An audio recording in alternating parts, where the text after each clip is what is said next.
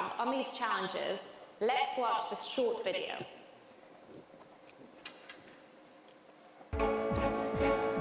Here at SOL, an initiative of MIT, we know that today's world has complex challenges that impact every aspect of our lives.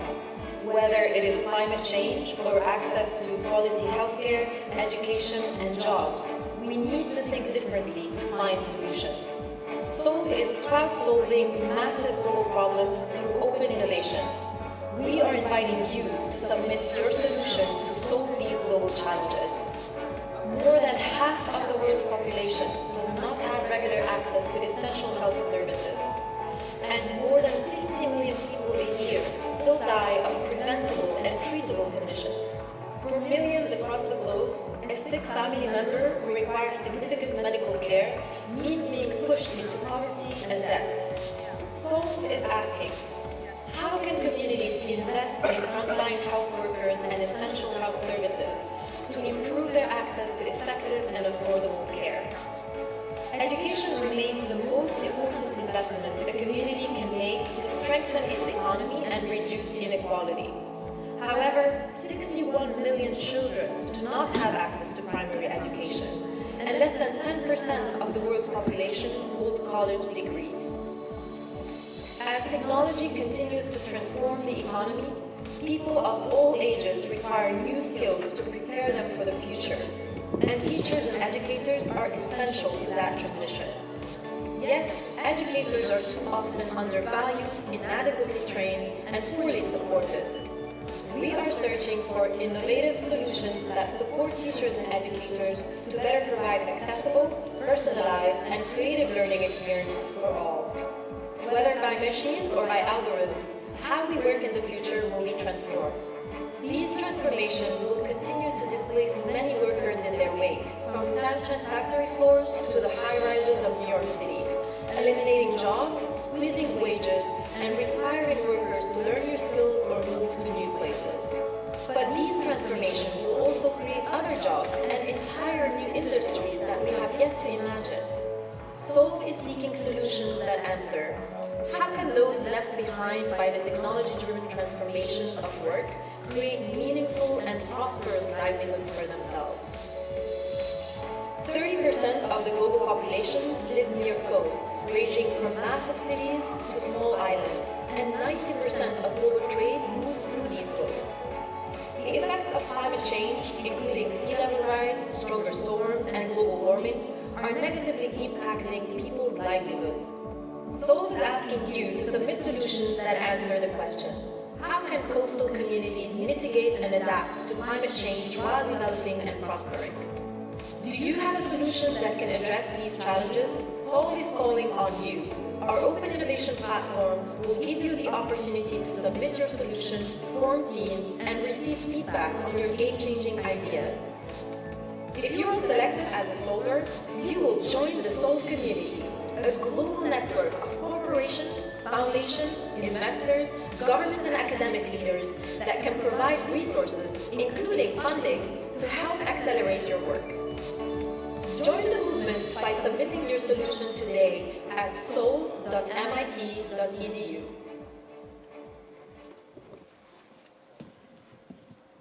I'm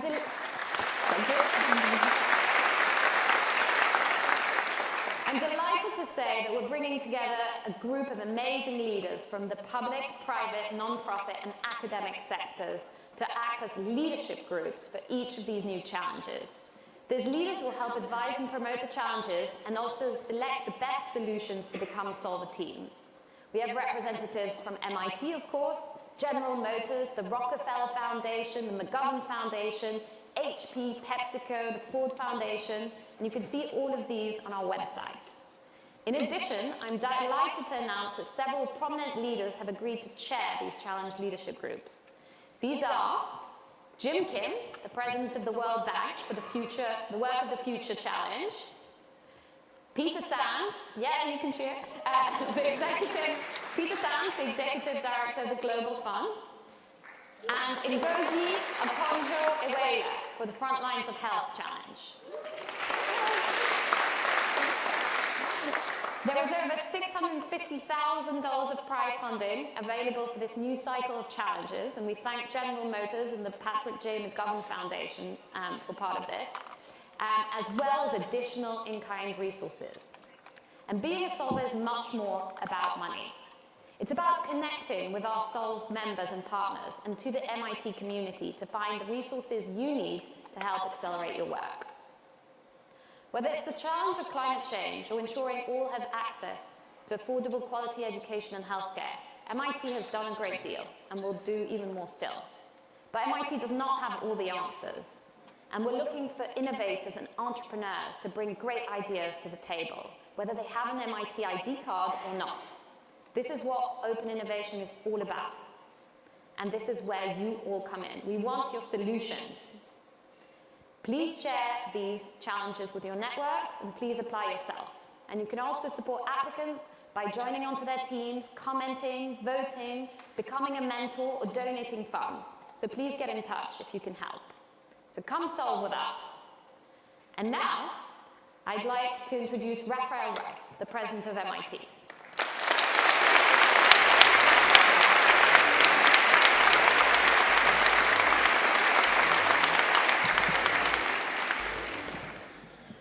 Good morning, everyone. How are we doing this morning?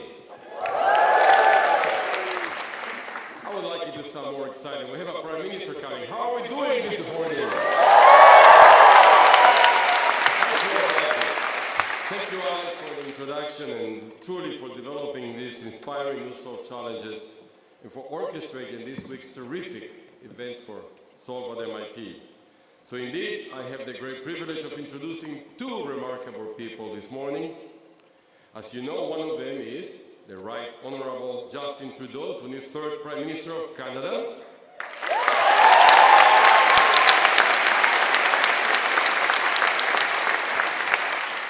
Are there any Canadians in the audience, I guess?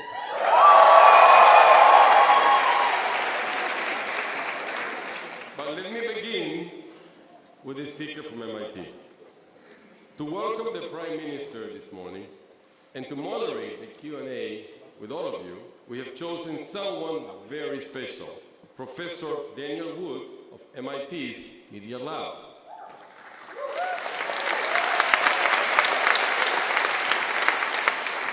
Professor Wood leads the Space-Enabled Research Group, where she designs innovative systems that harness space technology, including satellites, to address development challenges around the world.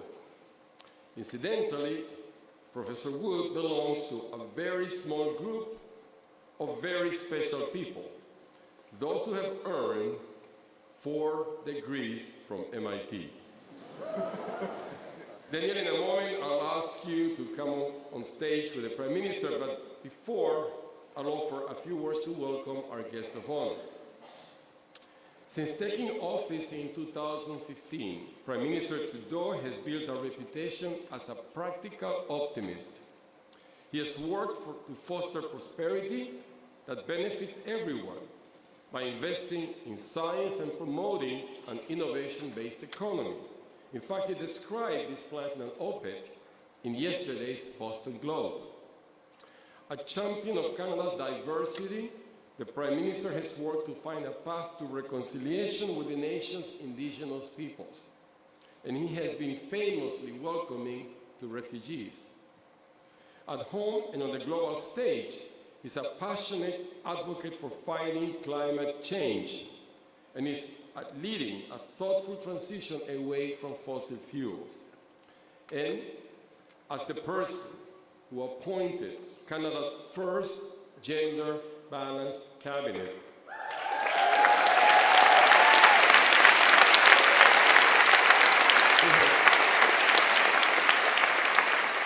what a role model. He has set a remarkable standard as a feminist and a leader.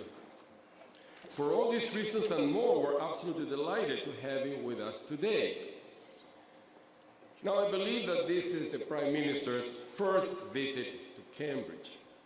So I thought he would feel more at home if he knew that Canada and MIT have a great deal in common.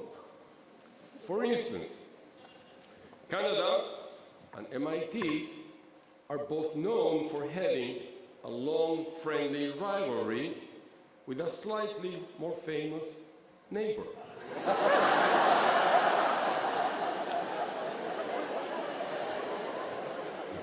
Canada and MIT both chose leaders who are bilingual, though Minister Trudeau speaks both of his language perfectly.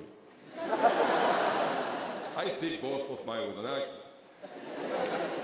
Canada and MIT are actually represented by the same symbolic animal, the beaver.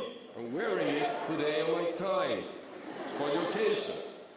Well, MIT chose the beaver because it is nature's engineer. Canada chose the beaver because it was nature's best source of fur to make fancy Victorian hats. But there is a kinship. Canada and MIT are both home to a lot of brilliant Canadians.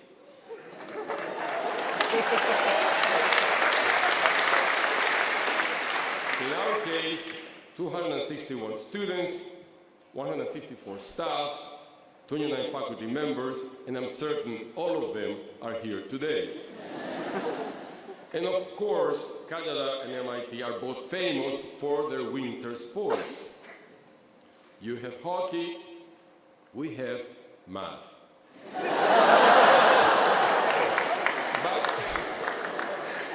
But above all, both Canada and MIT are exceptionally diverse and welcoming communities focused on the future.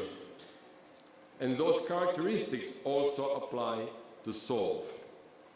Solve cultivates inventive answers to humanity's great challenges by connecting people with insight, ideas, and influence from around the world. Needless to say, we're thrilled that Prime Minister Trudeau has chosen to join the Solve community today. Mr. Prime Minister and Professor Wood, would you please come to the stage, and the rest of us, please join me in offering a very warm MIT welcome to the Right Honourable Justin Trudeau, Prime Minister.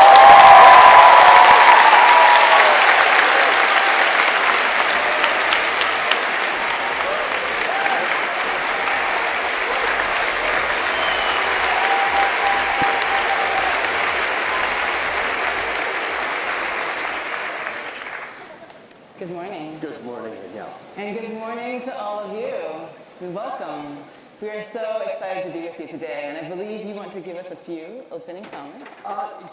First of all, what a pleasure it is to be here at MIT, where so many of the challenges of the future are not just being thought about, but are being solved. And that's very much something that I think is a mindset that we need to spread around the world. There's obviously, we're living in a time of tremendous disruption, tremendous change.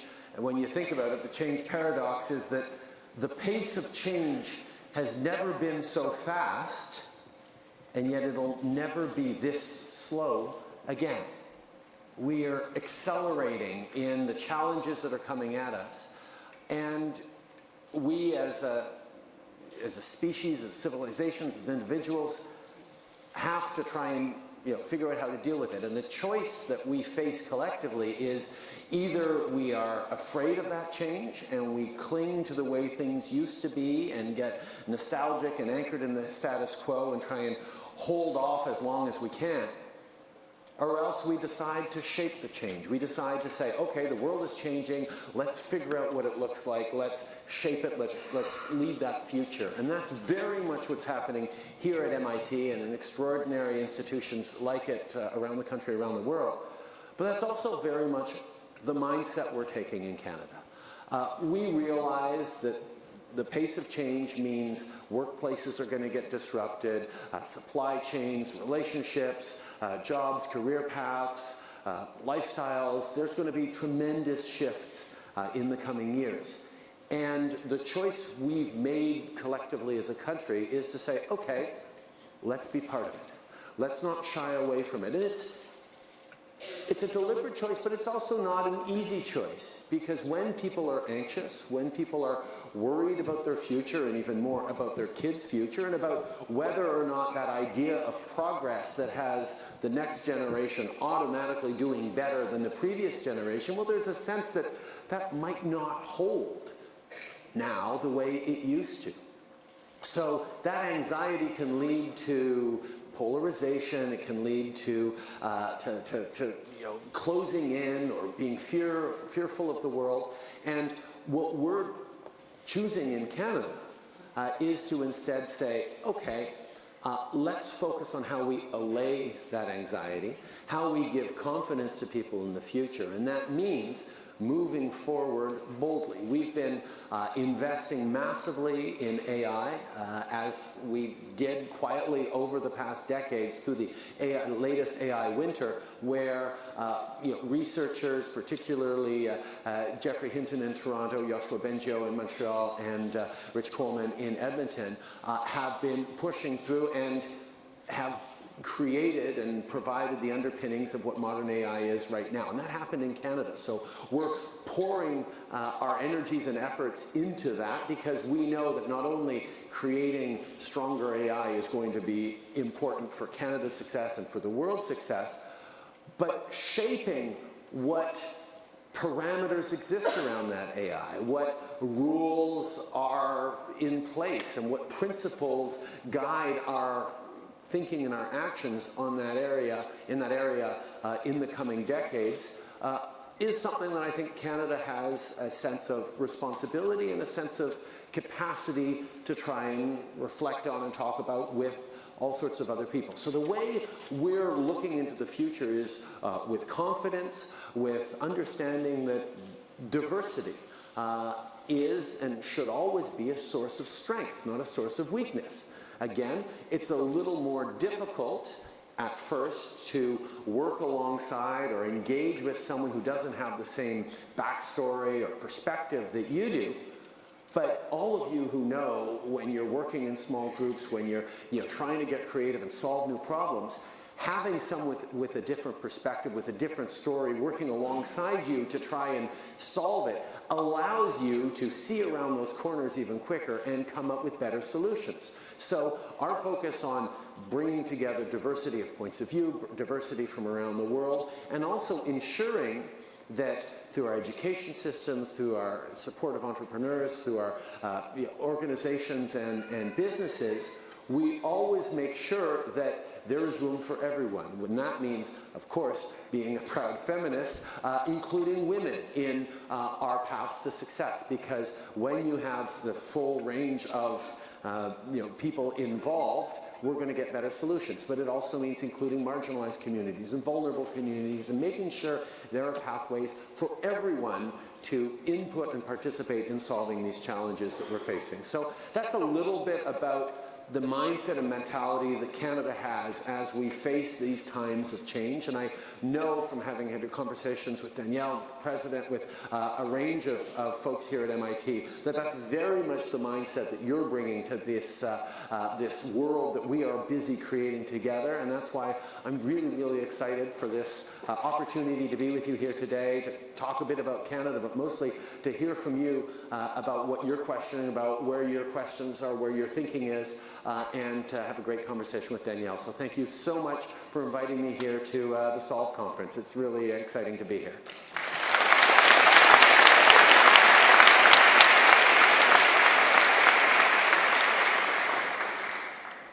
Thank you so much for those opening remarks. And let me please just take a moment and share with the audience what we'll do over the next hour or so.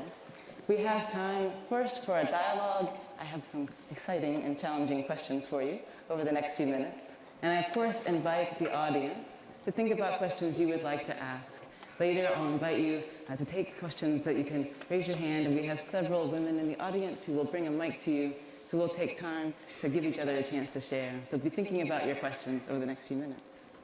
I'd love to start, and I'll say that you're the second head of state I've had a chance to meet since I've had this job. So for those who are students thinking about your future, faculty has some perks. And I'll just just add that, well, unlike the Prime Minister of India, who only got the selfie and the handshake with me, you get the privilege of a half-hour discussion, so. Very lucky man.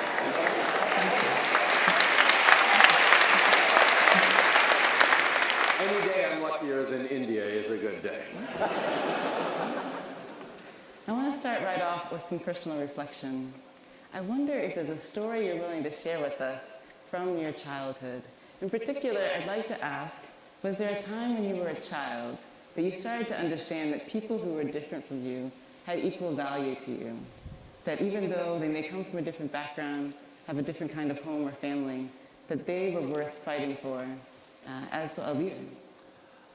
Well, I mean, first of all, as a kid, I wasn't thinking of, fighting for as a leader. I was just thinking of making friends and understanding the world. And, one of the things that was particular about me growing up was my father was Prime Minister of Canada for the first 13 years of my life. So I was sort of born into it, and even though I went to the local elementary public school, we had, I took the school bus to school, but there was, an RCMP police motorcade following the school bus.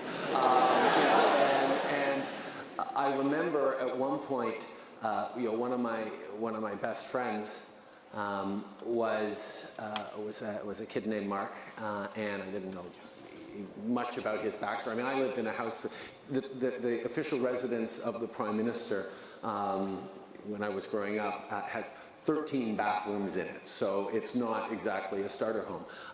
And for me, I was always aware that I was luckier than my friends, and that it wasn't due to me. I just got lucky being born into the family that I was. It wasn't any worth that I had. And my father and mother were very careful to try and keep me grounded, but I'll never forget a moment where I was, I guess I was about 7 years old, and hang on, are there any, I heard a baby in the audience. Are there any children 7 or under in this room? Okay, it was the year I figured out there wasn't a Santa Claus, okay? What was that? Just a spoiler alert. And, I was really excited. It was a discussion between my mom and dad about the batteries for a Santa Claus present, and they'd got the wrong ones, and I said, oh, well, obviously there. But I got back to school in January, and I said, figured it out, laid it out. And my buddy Mark said, oh, I'd known that.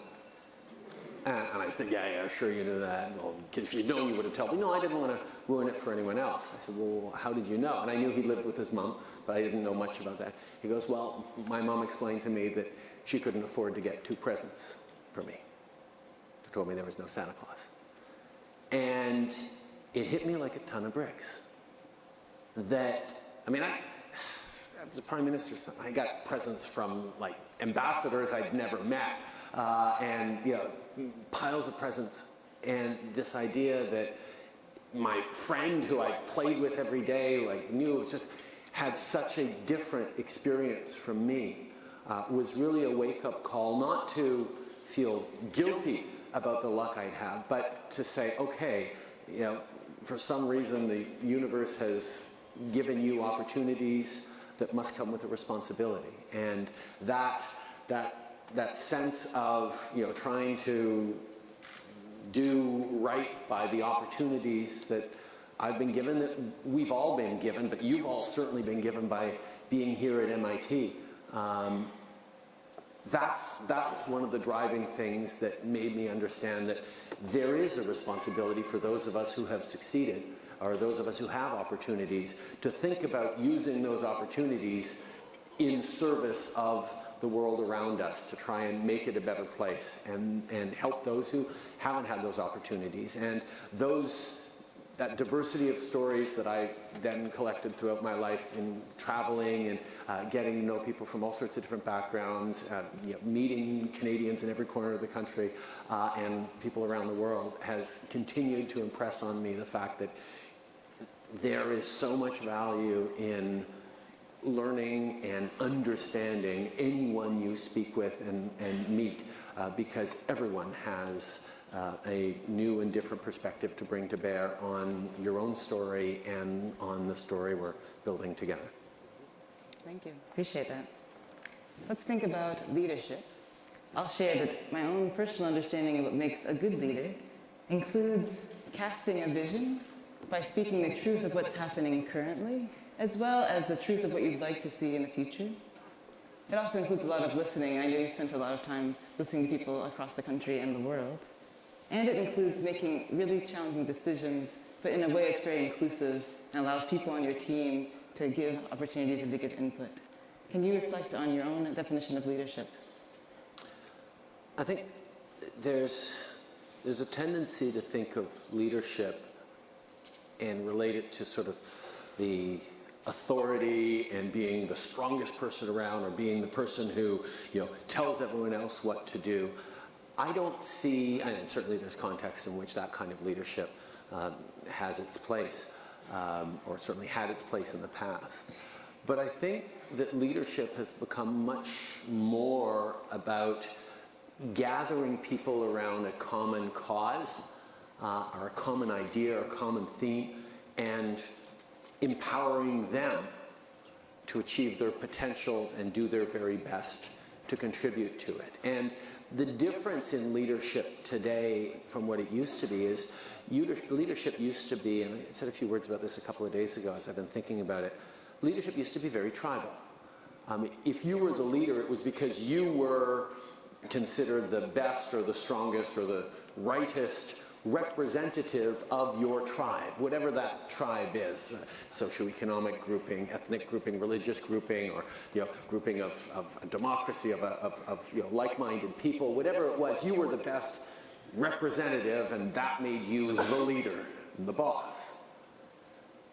But we now have such diversity and such differences that leadership has to be much more about pulling together people who are different from each other and therefore different from you, around a common purpose, around a common set of ideals.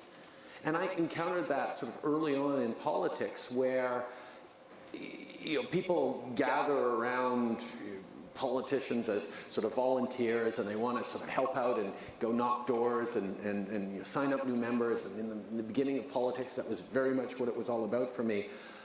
And you could really tell the people who were coming around because we shared a vision, and the people who were coming around because they thought maybe there was a meal ticket because I might be Prime Minister one day. And that what I really learned to develop was a capacity or a desire, anyway, to pull together people of all sorts of different backgrounds who were in it not out of personal drive or what it's going to get later, but a sense of, are we building something together that's meaningful, that we can agree on, that matters? And that kind of leadership that says, okay, we've got a big challenge, let's solve it, and how are we going to do that, is very much what I've been able to see around our cabinet table over the past 2.5 years. As was mentioned by the President, I put together Canada's first gender-balanced cabinet, half women, half men. Can we pause and celebrate that? That's amazing.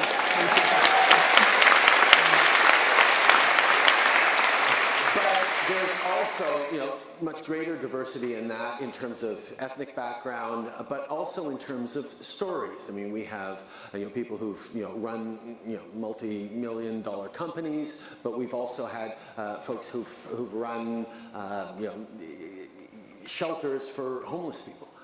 We've had international doctors, we've had soldiers. There's a huge range of perspectives around that cabinet table that when we sit down and work on a common problem, which is how to grow a better Canada and create opportunities for more people, the perspectives that come together are amazingly varied, and we're all in service of the same thing. And that as a model for generating not just better solutions, but more durable and all-encompassing solutions that really reflect the diversity of the population that we are there to serve, makes it a lot better, both for the short term and the long term. So my leadership challenge is very much that. It's how to enable each of those, diverse voices to be working, succeeding, contributing, shaping the country the best possible way. And it, of course, goes out from there. And reflecting on how you opened our discussion, I would argue that your leadership challenge is also at the global level. And I want to ask, can we reflect on the global moment that we find ourselves in? Part of how I think about that in my research, I lead a team called Space Enabled, and our goal is to use technology from space to support the Sustainable Development Goals. We find it to be a very useful list of the key challenges of our time. We must end poverty and ensure that everyone has access to clean water, to food, to education. And we know there's ongoing challenges in areas like global slavery, which still happens, and child sex trafficking. There are still so many vulnerable communities that we must still continue to concern ourselves with, even those outside our national borders. Can you please reflect with me on how you think of yourself as a global leader? Well, I have had the extreme good fortune of working with and getting to know and being friends with a number of extraordinary astronauts.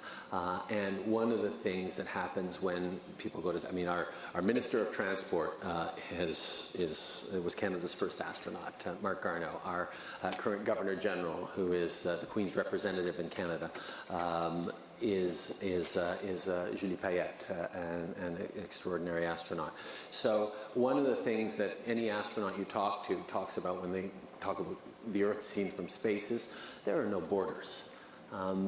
The challenges we face and the interconnectedness within the closed system within which we are, with the exception of energy inputs from the sun and the odd meteorite, means that we are all interconnected and interdependent in a way that we haven't been trained to think about as a species. The idea when you think of the Homo sapiens and the fact that we've been around for about a couple 100,000 years, and for most of that time we were hunter-gatherers living in small groupings. The idea that actions that we could take would somehow affect the climate, or hunting or resources we could gather would somehow lead the Earth to run out of those resources is completely beyond our instincts, our understanding, our primal understanding of the world. And we now have to use our science, our knowledge, our brain, as opposed to our spinal column and our instincts, to change our instincts, our approaches to solving problems. We now have to understand that, even though it looks like the world goes on forever, it doesn't. And the choices we make have an impact on ourselves, on our climate, on our planet, and on our neighbors, even if they live on the other side of the world. And that challenge of bringing us together around science and facts and data, when we know that human beings don't do a very good job. The behavioral psychology and all the great books on how people actually make decisions and how we evaluate risks have demonstrated that we're terrible at making choices in terms of what's in our best interest. So how we create organizations and therefore governments that actually do a better job of not just recognizing and understanding the scope and scale of the challenges we're facing, but convince their citizens that we do have to do something about this far-off problem that doesn't seem tangible to you, is, I think, the big challenge of leadership in the 21st century. It has been at the end of the 20th century, but it's getting more acute now because we weren't very good at solving it at the end of the 20th century. And that challenge as we move forward on how we involve everyone in the solutions we're going to create is very much what I think democracies need to turn themselves to now. That's an excellent transition as we reflect on these days with the solvers here. Can we have a round of applause for our solvers? Thank you so much for your work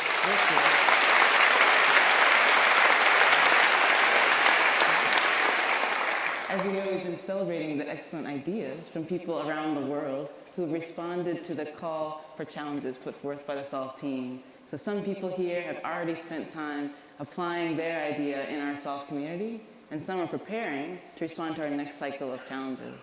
And we are excited about the concept that, of course, we expect good ideas to come from anywhere. And I wanted to ask, what is your definition of problem solving from the point of view of the role that government plays to address the problems in your own country and around the world? What role do you see particularly for government? Well, I've always been fascinated by problem solving, so much so that even though I studied literature in university and was very much a arts side of things, I've always been fascinated by physics and math, and I'm a regular subscriber to XKCD, and I do a lot of science fiction. I even did 2 years of engineering, which I absolutely loved, but was not for me ultimately.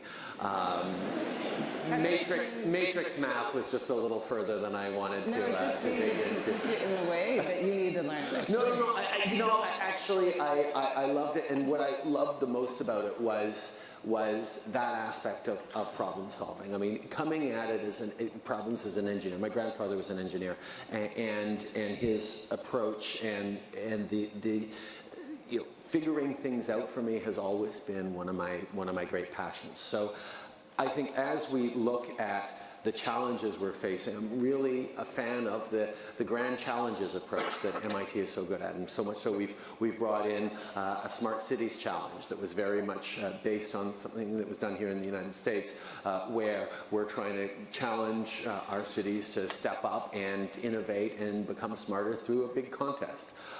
Similarly, we've got smart challenges around, grand challenges around women entrepreneurship, and we're trying to bring people in different ways, and it's not quite the gamification of public engagement, but a little bit, trying to trick people into solving big problems by putting it together in a way that does connect individuals with their community without having to feel like, well, you have to go through government to get there and have an impact. And that idea of empowering individuals and smart, creative people to actually weigh in on shaping their community and their world is, I think, going to be an extraordinarily powerful driver, not just of creating solutions for the challenges we're facing, for the problems we're seeing, but for actually creating better, more resilient societies for everyone. When people are active, engaged citizens thinking about the impact of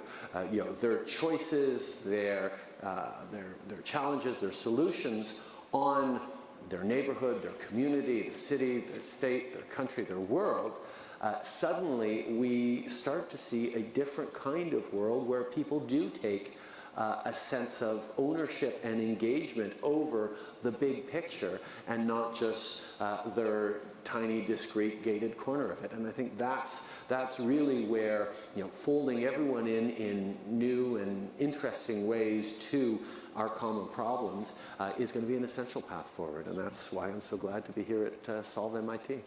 So let's dig into a few issues a little more deeply. Let's talk about natural resources. Canada, of course, is a country that is elegantly endowed with many benefits and resources there, but can we imagine a future in which the economy is really not driven by natural resources, and how do you plan to support the transition to that state? I remember a conversation I had when I was a kid, where I looked around my room, and my radio my stereo system was made in Japan. My coolest toys were made in Japan. All the neat things that I had in the early 80s were made in Japan. I kept saying, well, why isn't any of this stuff made in Canada? And my dad was Prime Minister at the time, so I said, Dad, why don't we make any of these cool things here in Canada? And the answer I got back, not from him, but as I kept asking this question to different people, was, well, you see, Japan is sort of a rock in the middle of the ocean with not a lot of natural resources, so they've had to massively invest in their people, in education, in innovation, in being technological and smart. And Canada, well, we have lots of natural resources, so we haven't had to do that. And I remember being really pissed off. Wait. So we have all these advantages, but because we have all these advantages, we can't be smart and innovative too. And of course, what we actually say, what I'm very proud of now, is how we do natural resource development is increasingly high technology, research, science-based, and will continue to be. But it shouldn't be seen as the be-all and end-all, although there are some advantages to it. I mean, the fact that Canada has always had too small a market and too small a population to be able to draw from all the benefits of our natural resources have made us naturally, positively inclined towards trade. And there hasn't been that debate over trade in Canada. I mean, there's always a little bit of debate, but there hasn't been that. So we've been able to go out and sign trade deals around the world. We're now the only G7 country with trade deals with every other G7 country. We have access to 2/3 of the world's markets and are going to continue to, because we've been able to both make the case for it that it's good for growth, but also do some of the things that have allayed people's fears around trade and demonstrated that yes, we can continue to protect the environment and protect labor standards and include small businesses and women and marginalized communities in the benefits of the growth that comes from global trade. And that's where we've been fairly insistent in how we negotiate our trade deals around the world, that making a case for trade benefiting everyone has to be an integral part of trade deals that we sign. So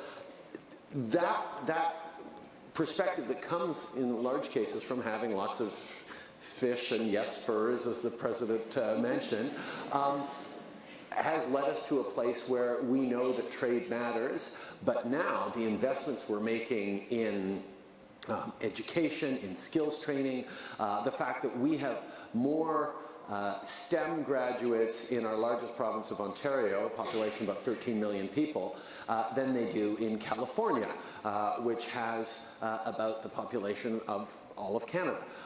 So every year we have more STEM graduates out of Ontario. So we have been doubling down on education, doubling down on skills training in a way that says, look, there's a lot of folks who are perhaps in a job that they're looking at sort of the long-term horizon and realizing, okay, I'm 40 now, I don't think this job's going to be able to carry me through till retirement.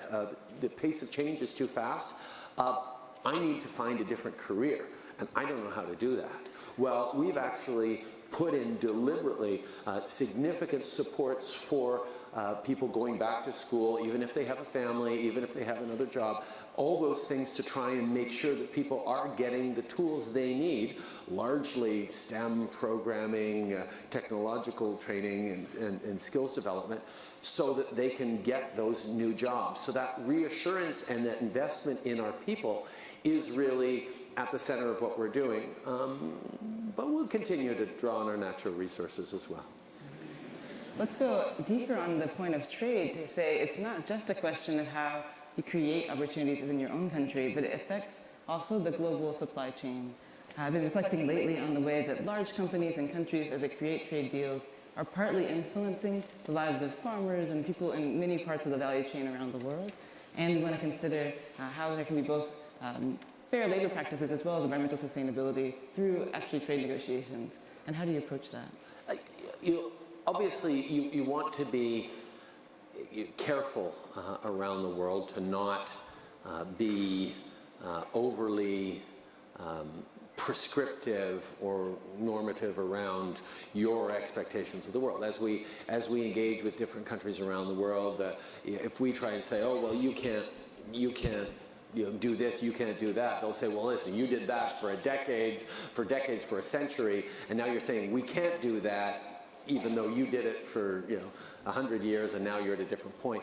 There's needs to be a sensitivity and a respect, but there is also a question that, an undeniable fact, that trade has increased opportunities for everyone. The number of people living in extreme poverty has declined massively. The opportunities for education and benefits around the world. And we tend to fall into this trap of, oh, the world's terrible and it's getting worse, and we see all these conflicts, we see all this violence. I highly recommend a book by one of my favorite authors, who's actually a local guy for you guys, even though he's a Montrealer originally, Steven Pinker, who wrote Enlightenment Now recently.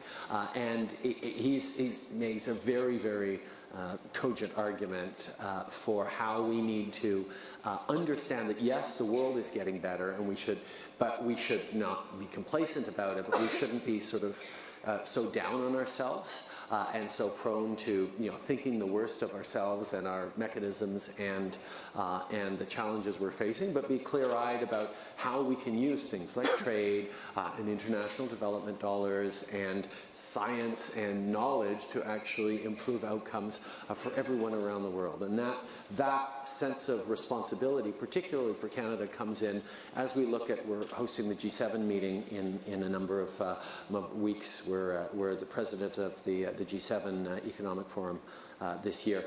And one of the big focuses is going to be on educating women and girls in crisis areas, because we do a good job of education in general, we do a good job of humanitarian support in crisis areas, but that education in crisis areas like refugee camps or failed states is one of the hardest things to do, and we need to be investing in that. So there's a lot of things we can do. Trade is a piece of it, because of course, teaching someone how to fish versus giving them a fish is a much better approach.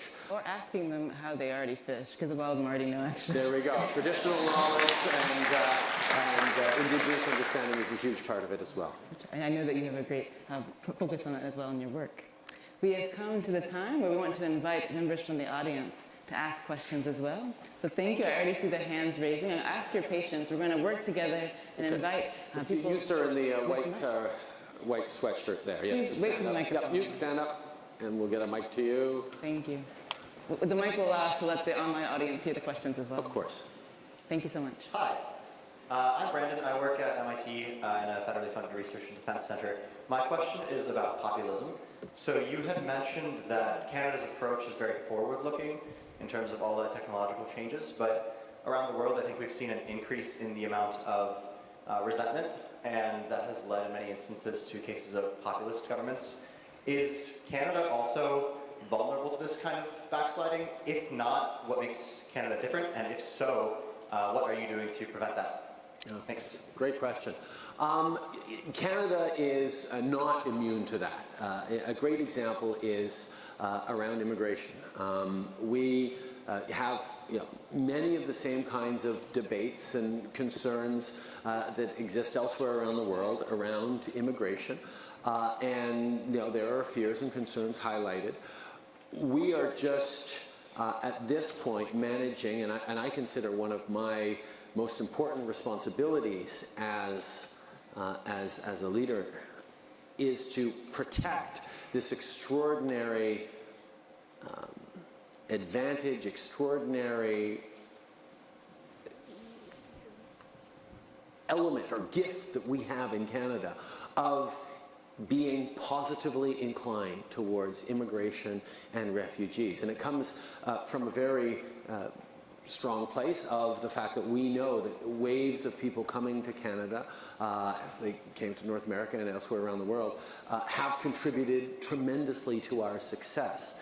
And that sense that we need to continue that, we need to continue to allow people who are arriving in our country to have pathways to success, to acquire language skills, to become successful, to create opportunities for their kids, to integrate them into being Canadians. We don't call immigrants in Canada, we call them new Canadians. And that approach to recognizing that that our identity doesn't come through a historical or cultural or geographic or ethnic reality.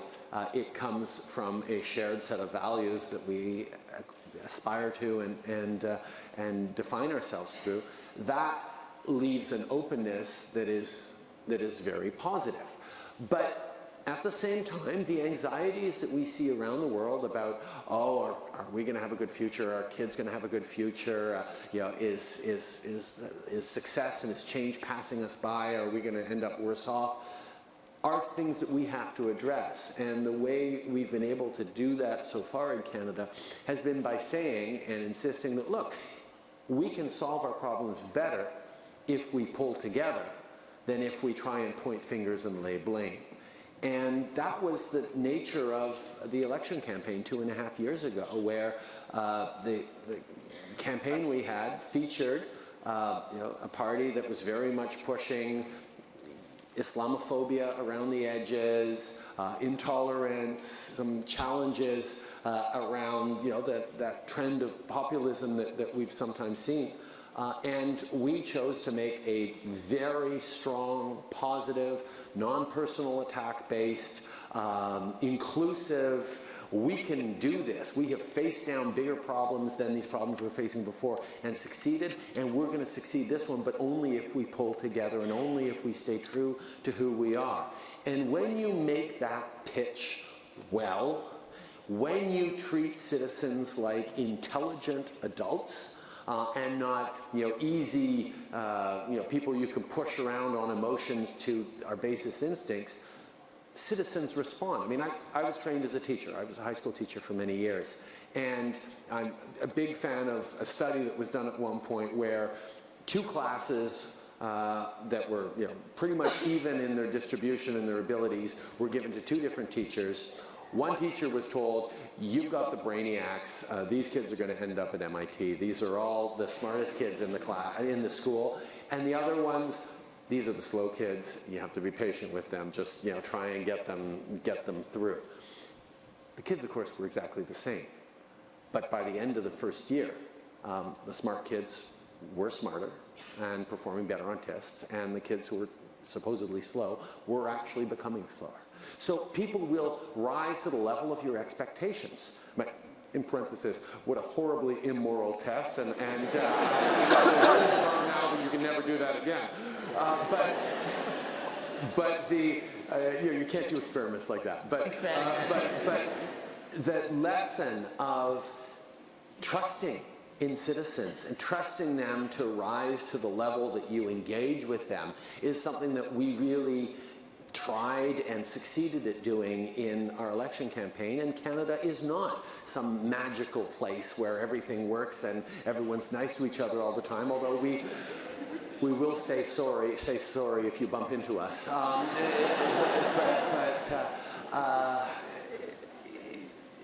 We need to understand that how we choose to lead and how we choose our leaders should be drawing on the best within us as opposed to protecting us from the worst among us. And I think that approach is what we need more.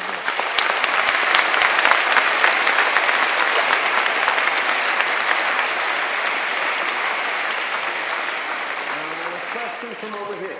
You, in the black and white. Yep. Hang on, you got a mic coming right there. Hi, my name is Prentice Darden. I'm a landscape architect and I work in sustainability and urban design with respect to water. So with respect to climate change, energy gets a lot of focus for reducing emissions, and I'm wondering what's the leading thinking, or is there anything you're particularly excited about in relation to water and sort of creating energy from wastewater in Canada? First of all, we've been investing significantly in renewable energies and in research. One of the things we did just in our most recent budget was we put $3 billion, which is a significant amount of money for Canada, into, it's a significant amount of money for everyone, but to compare Canada and the US, it's usually a tenfold. We have a tenth the population that you do, so it'd be like investing $30 billion into pure and applied science, but mostly pure sciences in Canada. We know that investing in science and not saying, okay, this has to be science that's commercializable. It's just saying, no, we're going to fund you mathematicians as well. We're going to fund those folks who are doing the pure discovery science that will lead us to the kinds of solutions we need down the line. So I don't take an overly heavy hand, and I don't think government should take an overly heavy hand in determining what scientists should be looking at and not looking at, but I can tell you there's a lot of people doing great work on water, on energy, on renewables. It's a huge priority for us, for everyone. Canada is a country with big energy needs. We have really cold winters, really hot summers, we have vast spaces between our communities, and we're energy intensive. So getting those solutions is going to be really important. On water also, we've put oceans at the center of our leadership this year for the G7, and we're looking at a number of different things. We're looking at things like sustainable fisheries. We're looking at reducing the number of plastics, the amount of plastics that go into our oceans, macro, micro, and nanoplastics. Recognizing, of course, that 10 rivers in the world contribute 90% of all ocean plastics, and none of those rivers are in a G7 country. But we know that there is a need for real leadership on that. We also know that doing a better job of collecting data and doing science around our oceans and water to protect it and sustain it, and also making sure we're building weather-resilient infrastructure, particularly in small island states and developing states where the impacts of more and more extreme weather events are having a huge deleterious effect, not just on their livelihood, but on their capacity to contribute to the global economy. So water, Canada is one of the places in the world with the largest freshwater reserves of anywhere on the planet. We have done a terrible job of taking it for granted for far too long, and it's something we're being very, very thoughtful and conscious about, and investing in a lot of very, very smart people to solve a lot of challenges. So thank you for your question. And we could just also note the role you play as an Arctic nation is really a leader in Arctic policy, which also links back to water and energy. So I appreciate that work as well. Very much so. Yeah, take another question. We have maybe two more. Okay, up in the back. Yes, you, the super fan.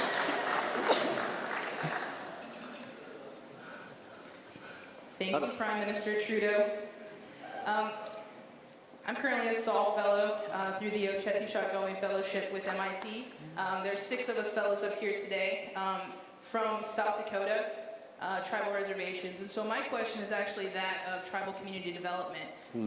As a leader, how do you plan to look at sustainable community developments within the First Nations of Canada? And how do you do so in a way that incorporates the cultural values and beliefs of the First Nations people, while also looking at capacity building to kind of push them forward into the future? Wow, awesome. Let me just say, I never get this question in the United States, so I'm so glad to be able to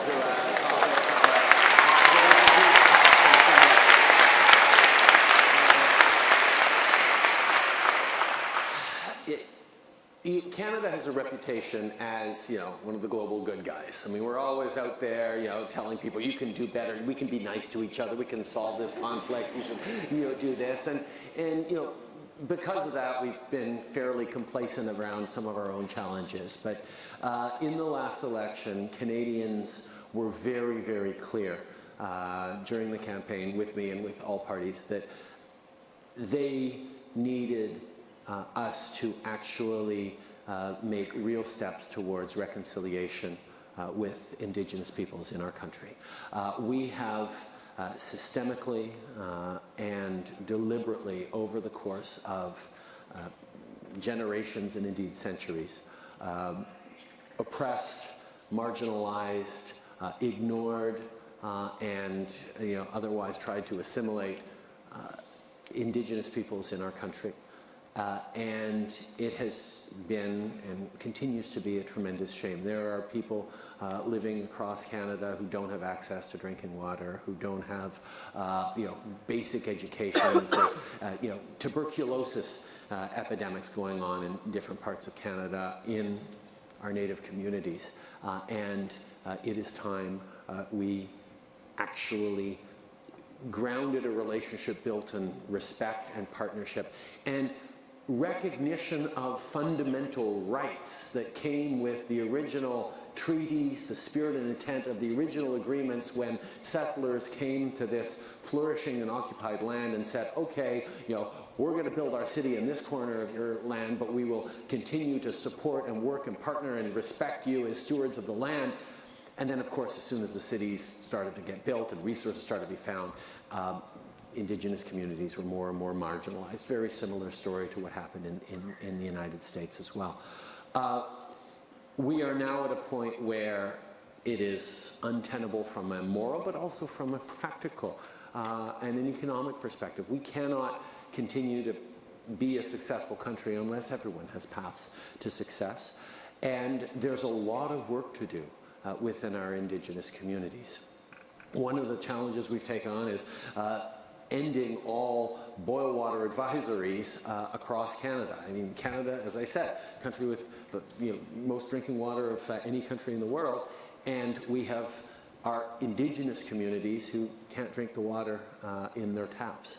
So we're concretely moving forward on those and other issues like the terrible violence against Indigenous women and girls that not just happens, but then doesn't get noticed or followed up on by authorities. I recently saw an American movie, Wind River, that opened me up to the fact that you have a very similar challenge here in the United States than we have in Canada, and we need to do a better job of that.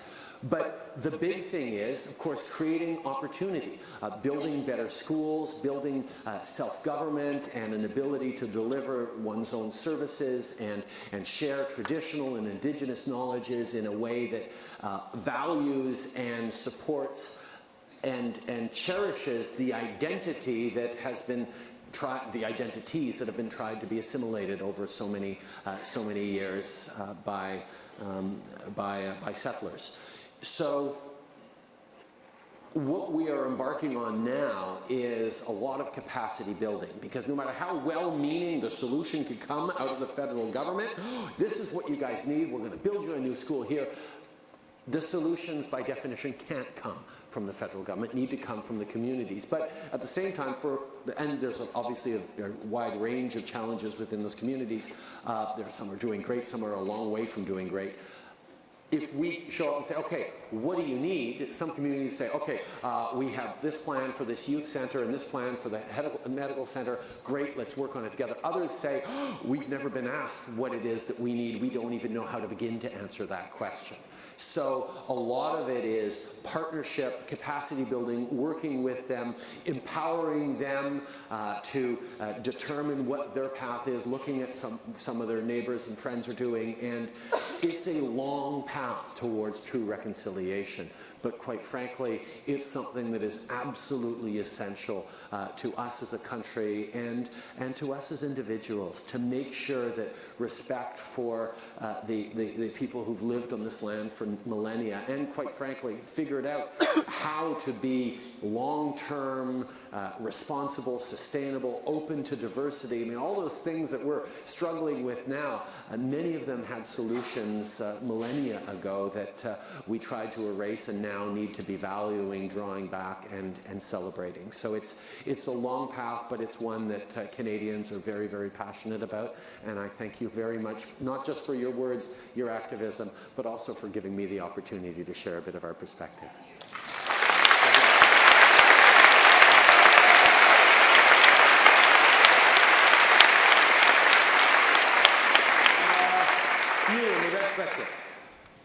Yep. And I think this is probably going to be the last question we have because we're running out of time. Hi, thank you for being here, and I'm a current graduate student in physics department.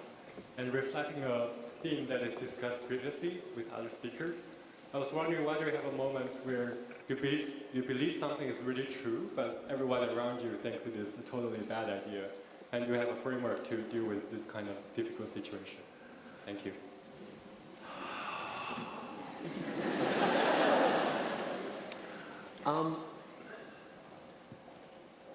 There's two different ways I want to go in this. So this is going to be the last question because I'm going to be ranting for a bit here now.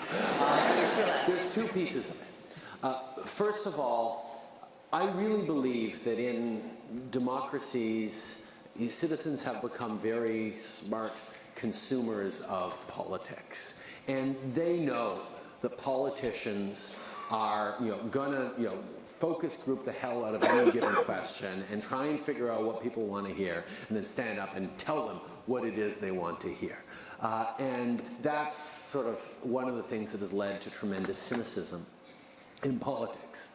But I've always felt, and it's been sort of borne out, that actually looking for those moments where the population firmly believes something, but you feel very strongly that they are wrong about that, and that you stand up and clearly say it in a, not a provocative way, but in a very comfortable, grounded way, is actually the kind of things that reassures voters and citizens in a democracy that you are willing to stand up for what you believe in and not just what's popular, and you will do the right thing.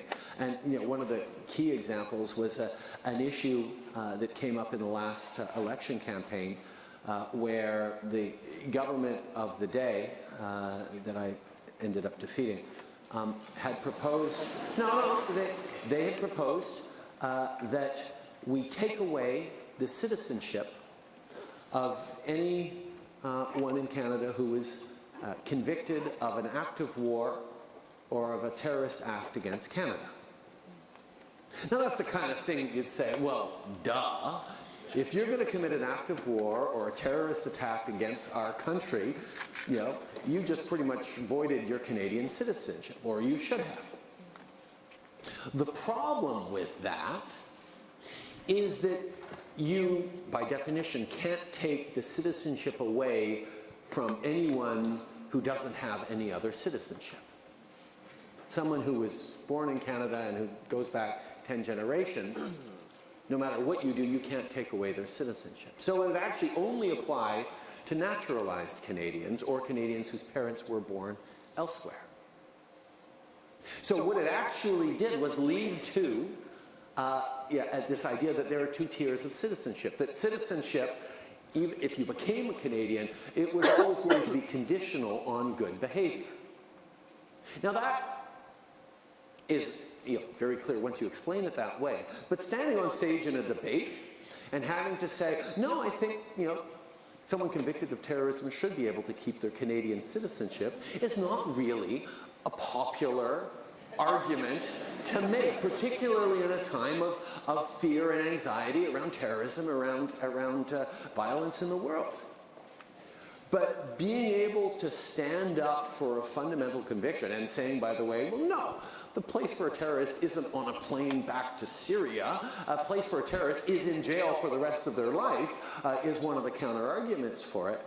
But it became one of those things where, that focus groups had said, 80, 90% of Canadians said, yes, you should be able to take citizenship away from someone convicted of a terrorist offense.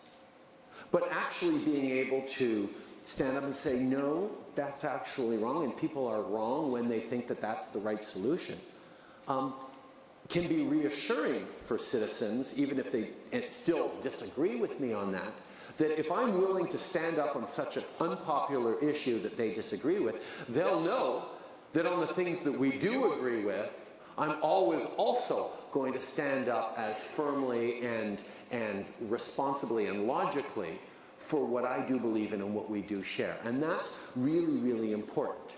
But the flip side of that, and sort of a different direction on that, is, and I talked about this a couple of days ago at the NYU commencement, it's easy to stand on your positions, your values, your point of view and say, I'm right and you're wrong and I don't have to listen to you. I'm going to try and convince you that I'm right, without being open to letting someone else convince you that you might be wrong. It's hard to be confident enough in yourself and your knowledge to be willing to be proven wrong and to have to change your thinking. I mean, if you are confident in your beliefs, you should be able to say, you know what? Challenge me on it, and maybe you'll convince me that I'm wrong. But it'll only work if you're also open to being convinced that you're wrong and that I'm right. And then suddenly you have a conversation that's not about winning a debate or scoring points, but it's actually about learning from each other. And usually what ends up happening is you both end up in a place of greater understanding about the other's point of view and the other's perspective, you know, without necessarily moving too much in your own thinking. But there is an openness that then allows you to be more inclusive, more respectful, less polarized. So yes, it's important to be able to stand up for what you believe in and where you know deeply that you are right. But you cannot spend your time, therefore, you know, pushing back against everyone else and saying that they are wrong. That openness to being proven wrong is at the core of having integrity in your knowledge, in your science, in your research. And I know certainly is something that as responsible, brilliant thinkers here at MIT, you are all going to be challenged with repeatedly. And if you can think of bringing that through your life as well, being able to be proven wrong without it crushing your soul and breaking who you are, is a gift of resilience on a personal and therefore global level that we all need to challenge ourselves to do better. And that will help you solve. Thank you.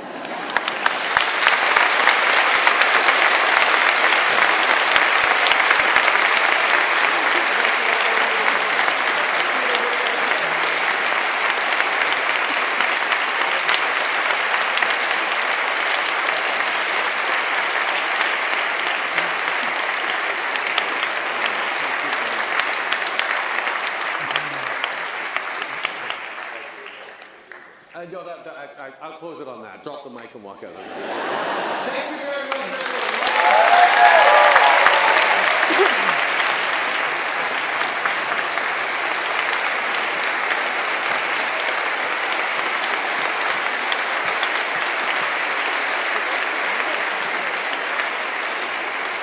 Thank you for joining us for Solve at MIT. Please make your way to the Sandberg Conference Center for Solve working groups.